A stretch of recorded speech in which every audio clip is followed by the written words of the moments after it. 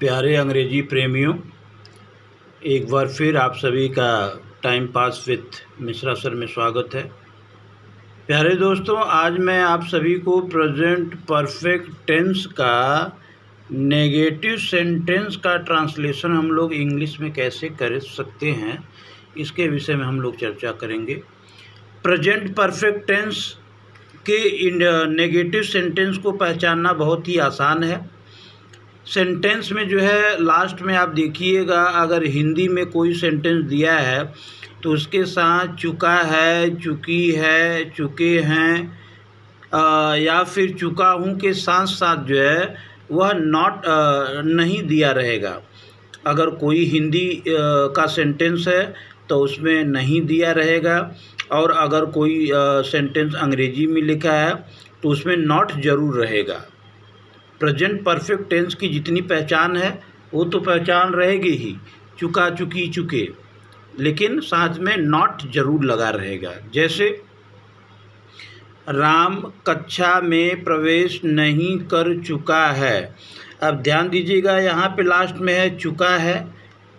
मैंने आपको बताया था कि जिस सेंटेंस के लास्ट में चुका है, चुकी हैं, चुके हैं या फिर चुका हूँ, इन चारों में से अगर कोई एक लगा रहे तो वह प्रेजेंट परफेक्ट टेंस का होगा। लेकिन साथ में देखिएगा भैया, लोग नहीं भी लगा है, जिससे कि सिद्ध होता है कि यह प्रेजेंट परफेक्ट टेंस का नेगेटिव सेंटेंस है। चलिए, हिंदी में पहचानने के बाद हम लोग जो है अब ये कोशिश करेंगे कि अगर कोई प्रेजेंट परफेक्ट टेंस का नेगेटिव सेंटेंस अगर हिंदी में दिया है तो उसका ट्रांसलेशन हम इंग्लिश में कैसे कर सकते हैं। बहुत ही आसान है, एकदम इजी। जो कुछ भी आपने प्रेजेंट परफेक्ट टेंस के पॉजिटिव में किया था वही सेम टू सेम आपको करना है। बस एक चेंज आपको ये करना है कि सब्जेक्ट के बाद हम लोग हैव या हैज़ तो लगाएंगे, उसके बाद जो है हमको नॉट लगा देना है। माने वर्ब के थर्ड फॉर्म के पहले और हैव और हैज के बीच में जो है हमें जो है नॉट लगा देना है। माने हेल्पिंग वर्ब के बाद और मेन वर्ब के पहले आपको क्या लगाना है, नॉट लगा देना है। और बाकी का नियम आप वही रहेगा। आपका सब्जेक्ट रहेगा, सब्जेक्ट के हिसाब से आपको हैव लगाना होगा या फिर हैज लगाना होगा। हैव कब लगाएंगे आपको बताया गया है। अगर आपका सब्जेक्ट आई, वी, यू, दे या प्लूरल नंबर है तो हैव लगाइए। अगर आपका सब्जेक्ट जो है ही, सी, इट, प्रॉपर नाउन या फिर सिंगुलर नंबर है तो हैज लगाइए, और उसके साथ बच्चा लोग नॉट लगा दीजिए।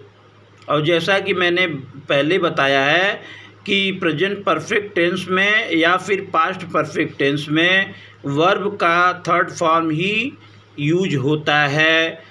और अगर आपके सब्जेक्ट आपके सेंटेंस में कोई ऑब्जेक्ट है तो उसके बाद ऑब्जेक्ट आप लिख लीजिए। कहने का मतलब ये है कि सबसे पहले आपको सब्जेक्ट लिखना पड़ेगा, सब्जेक्ट के हिसाब से आपको हैव या हैज़ लिखना पड़ेगा, उसके बाद नॉट लगाना पड़ेगा, उसके बाद वर्ब का थर्ड फॉर्म लिखना पड़ेगा, उसके बाद अगर सेंटेंस में ऑब्जेक्ट है तो ऑब्जेक्ट लिख दीजिए, नहीं तो फिर छोड़ दीजिए, काहे टेंशन करते हैं। चलिए, अब हम लोग जो है इंग्लिश के सेंटेंस को अंग्रेजी में कैसे ट्रांसलेट कर सकते हैं नियम कानून की सहायता से, इसका हम लोग प्रैक्टिस करेंगे। चलिए, राम कक्षा में प्रवेश नहीं कर चुका है। मैंने आपको बार बार बोला है कि before translating into English it must be our moral duty to find out the tense of the sentence. Translation करने से पहले हिंदी के सेंटेंस का टेंस क्या है इसका पहचानना ही बहुत ज़रूरी है। सेंटेंस के अंत में देखिएगा तो क्या लगा है, चुका है, जिससे सिद्ध हो गया बच्चों की यह प्रेजेंट परफेक्ट टेंस है होगा। लेकिन साथ में नहीं भी लगा है, और भी क्लियर हो गया कि यह प्रेजेंट परफेक्ट टेंस का नेगेटिव सेंटेंस है। मैं बार बार बोल देता हूँ कि टेंस अलग चीज़ है, सेंटेंस अलग चीज़ है। हर टेंस में 4 सेंटेंस होंगे, positive sentence, negative sentence, interrogative sentence, interrogative plus negative sentence. चलिए, तो ट्रांसलेशन करने के लिए सबसे पहले हमको सब्जेक्ट लगाना पड़ेगा। तो सब्जेक्ट हम लगा दिए। सब्जेक्ट क्या हो गया? राम। सब्जेक्ट के बाद हमको हैव लगाना है या फिर हैज, दोनों नहीं लगाना है, याद रखना है, या तो हैव या तो हैज, और दोनों में से कौन लगेगा ये आपका सब्जेक्ट डिसाइड करेगा। तो ये सब्जेक्ट कहाँ क्या है? यहाँ पे राम, प्रॉपर नाउन। तो प्रॉपर नाउन के साथ तो HAS हैज ही लगेगा। तो राम हैज।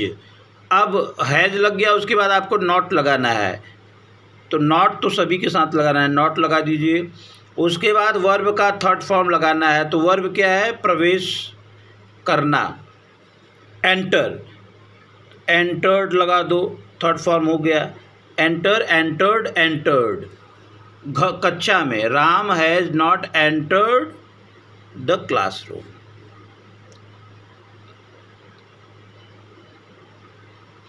ये आपका हो गया। राम कक्षा में प्रवेश नहीं कर चुका है, Ram has not entered the classroom, कोई समस्या नहीं। रमा टीवी नहीं देख चुकी है। अब लास्ट में क्या है भैया? चुकी है, तो ये प्रेजेंट परफेक्ट टेंस हो गया। अब यहाँ नहीं भी लगा है, तो यह प्रेजेंट परफेक्ट टेंस का नेगेटिव सेंटेंस हो गया। तो चलिए, पहचान हमारी जो है दोनों की अच्छे से हो गई। अब इसको हम जो है इसका ट्रांसलेशन इंग्लिश में करते हैं। तो क्या हो जाएगा? रमा। अब सब्जेक्ट के बाद हमें लिखना है या तो हैव या तो हैज। तो इसके साथ आपको हैज लगाना पड़ेगा। उसके बाद आपको नॉट लगाना पड़ेगा। उसके बाद वर्ब का थर्ड फॉर्म। तो वर्ब क्या है? टीवी देख चुकी, देख चुकी। तो टीवी देखने के लिए वॉच होता है, सी नहीं होगा। Watched, watch, watched, watched. क्या हो गया? Rama has not watched TV लिख भी सकते हैं, या टेलीविज़न भी आप पूरा लिख सकते हैं, कोई समस्या नहीं है। Rama has not watched television. तुम उसे अंग्रेजी नहीं पढ़ा चुके हो। लास्ट में क्या लगा है? चुके हो। ये प्रेजेंट परफेक्ट टेंस का है। नहीं भी लगा है, तो ये प्रेजेंट परफेक्ट टेंस का नेगेटिव सेंटेंस हो गया। तो चलो बच्चों, इसकी ट्रांसलेशन हम लोग करते हैं। सब्जेक्ट क्या है आपका? यू। तुम उसे अंग्रेजी नहीं पढ़ा चुके हो। तो सब्जेक्ट के बाद या तो आपको हैव लगाना पड़ेगा या तो हैज। तो हम तो यू के साथ हैव लगाएंगे भाई। चलिए, अब हेल्पिंग वर्ब के बाद हम लोगों को नॉट लगाना पड़ेगा, जैसा कि आपको मैंने यहाँ पे पहले ही बता दिया है। Subject have, has, not, verb third form, object. चलिए, यू हैव नॉट। अब वर्ब का थर्ड फॉर्म क्या हो गया? पढ़ा चुकी। तो teach, taught, taught, TAUGHT, taught. ये वर्ब का सेकेंड फॉर्म भी माना जाता है और थर्ड फॉर्म भी माना जाता है। You have not taught him, उसे। You have not taught him. प्यारे बच्चों, सब कुछ प्रेजेंट परफेक्ट टेंस का सब कुछ जो है वह प्रेजेंट परफेक्ट टेंस का पॉजिटिव सेंटेंस जैसा ही है, बशर्ते आपको इसमें केवल हेल्पिंग वर्ब हैव, हैज़ और वर्ब के थर्ड फॉर्म के बीच में आपको नॉट लगा देना है, और कुछ नहीं। चलिए, एक सेंटेंस और करते हैं।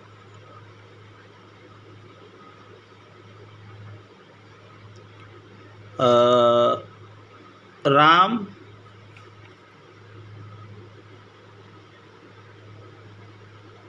श्याम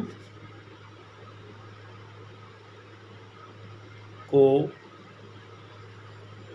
नहीं बुला चुका है। अब देखिए, लास्ट में क्या है? चुका है, जिससे सिद्ध होता है कि ये प्रेजेंट परफेक्ट टेंस है। यहाँ भी नहीं लगा है, जिससे सिद्ध होता है कि प्रेजेंट परफेक्ट टेंस का नेगेटिव सेंटेंस है। और बच्चों, एक बात याद रखना, ये ज़रूरी नहीं है कि ये सेंटेंस के लास्ट में चुका है, चुकी है, चुके हैं या फिर चुका हूँ ही लगा रहे। कभी कभी क्या होता है, ये सब नहीं भी दिए रहते हैं। ऐसी अवस्था में हमें इस बात पर ध्यान देना होगा कि इस सेंटेंस से हमें इस बात का पता चल रहा है कि नहीं चल रहा है कि कोई काम अभी अभी ख़त्म हुआ है। राम श्याम को नहीं बुला चुका है, चुका है मतलब अभी अभी ख़त्म हुआ है। नहीं बुलाने का काम, जो भी है। तो सब्जेक्ट आपका क्या है, राम। राम के साथ आपको लगाना है हैज, हैज़ के बाद आपको लगाना है नॉट, नॉट के बाद आपको लगाना है वर्ब का third form called. Ram has not called किसको भैया, श्याम।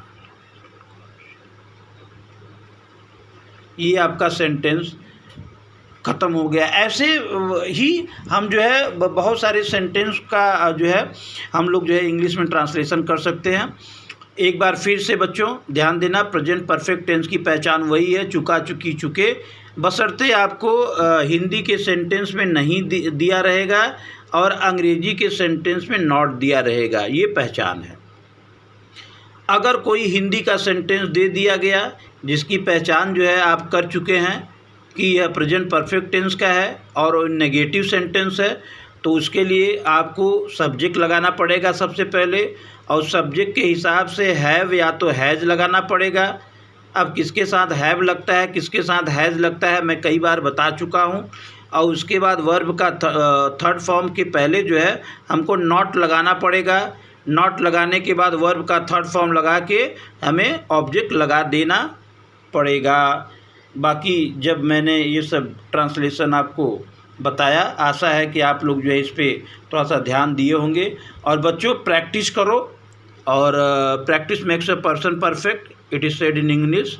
और प्रैक्टिस करोगे तो और भी मजबूत होगा, और आशा है कि आप जो है प्रैक्टिस करते रहेंगे। Thank you very much for being with me.